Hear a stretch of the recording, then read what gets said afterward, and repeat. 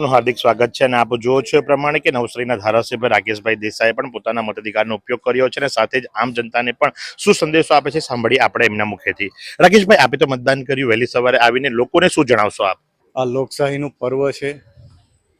આ પર્વને ઉત્સવની જેમ મનાવીને આ સ્થાનિક સ્વરાજ્યની ચૂંટણીમાં વધારેમાં વધારે મતદાન કરીને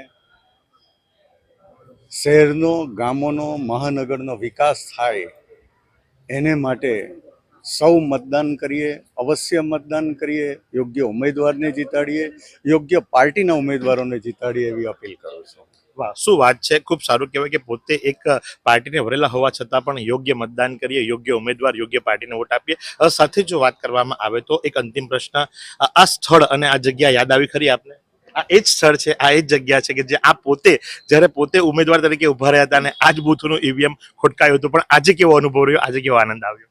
સરળતાથી મતદાન ચાલી રહ્યું છે અને ભારતીય જનતા પાર્ટી નવસારી જિલ્લામાં અને ગુજરાતમાં ભવ્ય જીત મેળવવા તરફ આગળ વધી રહી છે।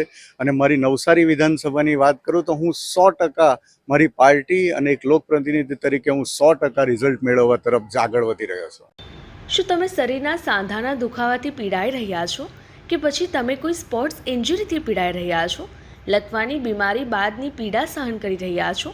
શું તમને સ્પાઇનલ પ્રોબ્લેમ છે?